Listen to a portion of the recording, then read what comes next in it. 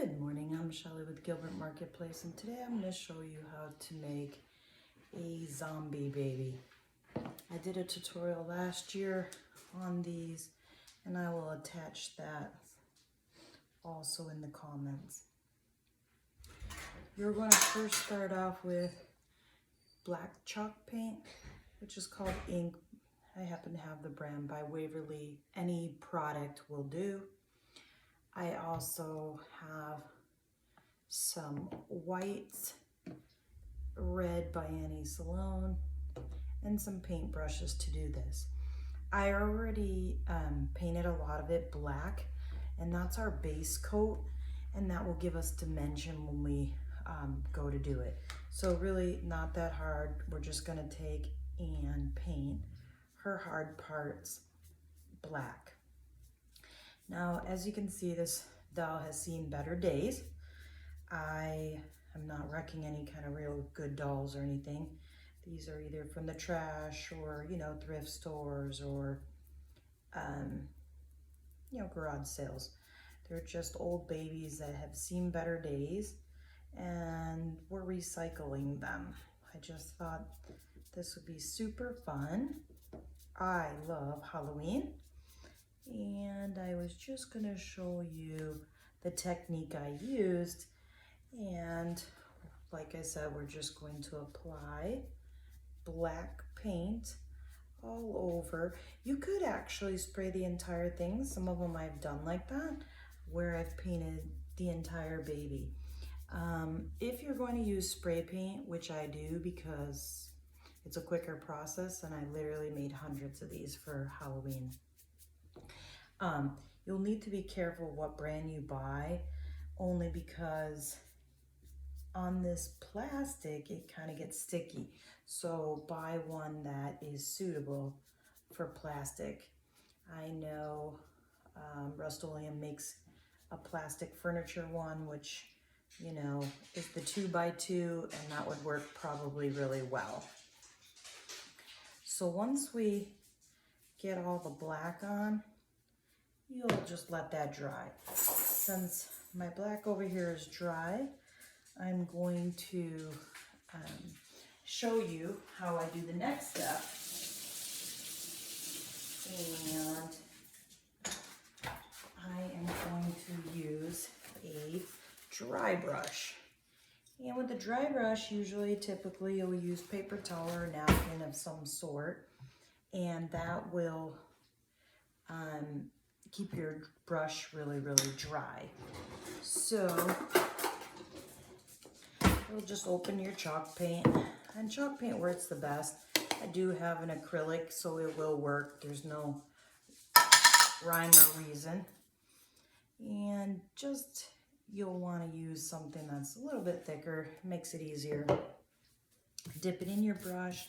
I load it pretty heavily, but then I'm going to wipe it out so there's not a ton. Now, obviously, I want her to be more white, just because it gives us dimension and whatnot. So I will put this on rather heavy. You could leave her, black, but you can see by dry brushing her, all her cracks and indentions will stick out a little bit further, and it will make her look more realistic. So we'll just dry brush this all over her.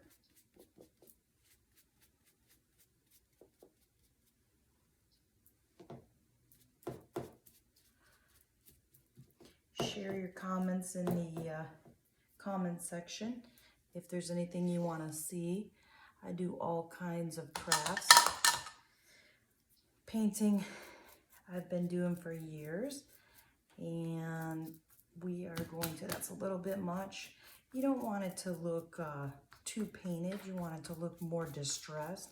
So you don't want to put on where it's real, real wet. Just kind of dab it off on your paper towel. Now, if you get it on her eye, that's okay. Just kind of take your finger, because it is plastic, it comes right off. Sometimes I will use a stempling technique to get some texture. And that works really, really well. Also, you can kind of see I am texturing her. And you could remove all these things, but honestly, if it gets a little paint on it, it will just make it look scary. I don't know why. Like I said, Halloween's one of my favorite things. You can be anything you want to be. And this is just a fun project. I know the zombie walks and all that good stuff right now is going on. And it's been kind of popular. So these just kind of been a little fun project, obviously, for Halloween. All right, so you can see how spooky and texturized she really is. And you could honestly do it in their hair. She's kind of a redhead. And maybe we'll put a little in there so she looks like she's got gray hair. You know, this is a thing. It's kind of a fun project. You can kind of do what you want. Anything kind of goes. I just don't want a ton in there, but that just give her, like she's got some crazy hair. And we'll just dab a little. I think I got my fingerprint on there. There you go. Now this will take a little bit longer as you layer her up to dry. The initial coat goes on pretty good, but you'll need to let her dry. Because it is plastic, it does bond, but it just takes a little bit longer. So we'll just kind of dry brush it first, and then I may stempel it to add a little more texture. We definitely want to see all her indentations because that's what makes it look more realistic. Sometimes on these too, you may have to do 2 coats if you want a real white. I don't really care one way or another. I just want her to look a little on the creepy side. So I am just going to put, the poor girl, she had a ripped neck when I found her. This one I did come from the trash. And then she's missing a little stuffing. And I thought, hey, let's go with it. If I can find a little dollar store snake, I might even get that to come out of her neck. That'll just add an extra dimension of creepy to her. But as you can see, this is not very difficult. This is a very beginner project. You can not make a mistake with it, which is why I say, hey, have fun with it, practice. You know, you're not gonna do no wrong on this project. And I'm gonna take it right up into there. Now, a couple other things that you can do. You can just dry brush. I did start to do some of the body. Also, I put some hot glue in cracks to make it look like she's more cracked. I have done that on the face also. You can just add a little bit of glue, let it dry, and then paint it over, and it gets that separation and kind of gives her a cracked look. You can do that right on the face. You can also use, if you want to get really crazy, you can also use your glue gun to actually melt her. If you do the tip, and that will also give another depth of spooky. Now her foot wasn't completely dry, so you can see it's going to be a little bit harder to, it's getting black on my brush. So I'm going to reload that. And that's what's going to happen if you don't let your black dry. And you can do a blend, you know, it wouldn't be anything wrong with that. However, it just won't come out as white. So that's why I had pre-done her in black. So you could kind of see, you know, real good how she gets it. So your little feet have the little lines, and that kind of shows you real well. So next, I'm not even going to, you know, use a different brush. I thank God to carry out napkins, right? Now, I am going to just reload it with a little bit of my red. And this red is super thick. It's getting old. I probably left the lid out too long. But I'm going to mix it in, and the only reason why is that's going to give me more of a pinkish, you know, color. And I'm going to put some of that back onto her cheeks. I might even add, sometimes you just a little red here, and then I will show you what else I can do to make her a little bit more scary.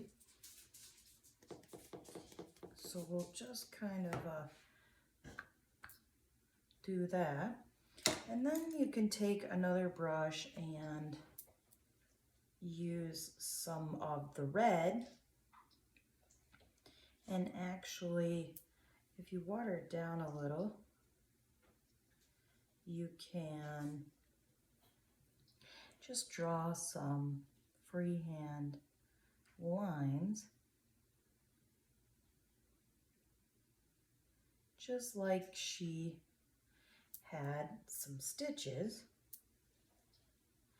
And if you use this a little bit watery, you won't have to do the work. It will just kind of flow.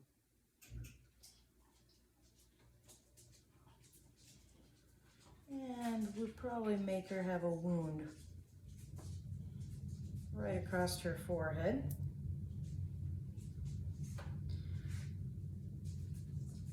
And that will give her a little sense of spooky here. Again, this paint is super thick and you'll want to water that down.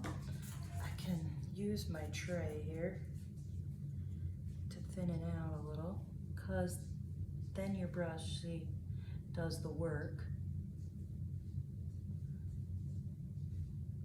And now she has a little bit of a scar.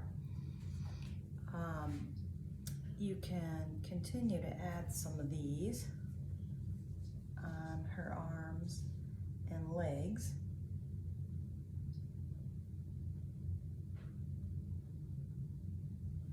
Now what I think I'll do also is I'll go back with a little bit of my black, and that will give it a little more dimension. I will just kind of add that across also, so that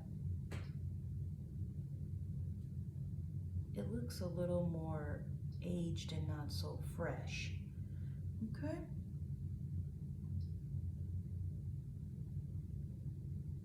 The sky is the limit on this. You can really make her super creepy. You can also take the red and use a little bit on your dry brush, and you could go around her eye socket like she got a bruise. And again, we'll use just a little bit of black so it doesn't look so fresh. And just kind of dab it around the eye.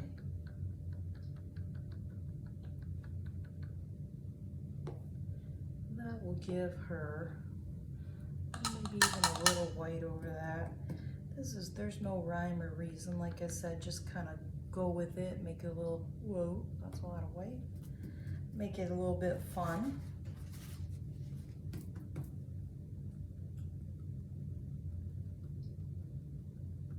You could even add a little brown in there so it would look more bruised. And if you go back and put a little white to tame it out a little, it will look a little more realistic.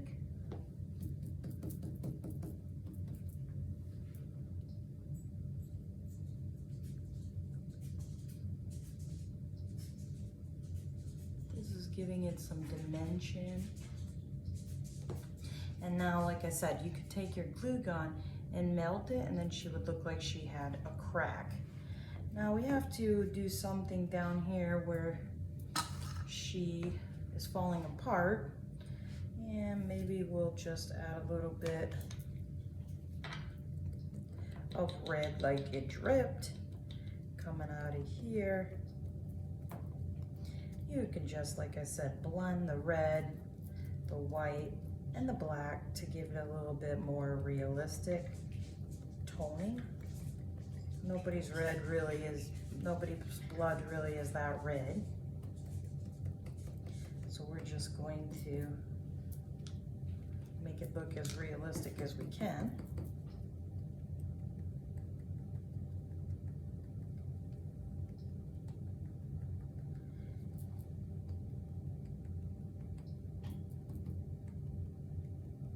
By layering it over and over and over. Again, she may need a little bit of striping. And I'm just gonna mix a little of my black and red and make another like little wound mark here.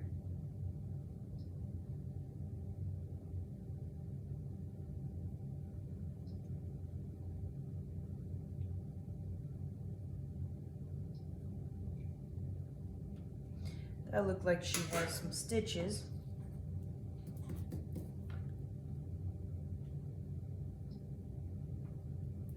And that's how you're going to get this to look more realistic. A lot of times, I don't know why, but I just paint the fingernails like they were bleeding or something, I don't know. Just kind of looks a little fun and creepy.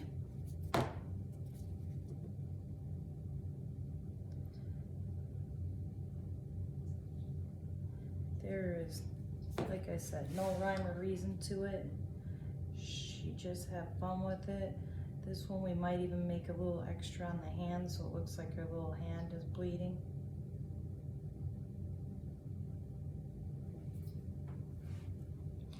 And I'm gonna do the nails on this one.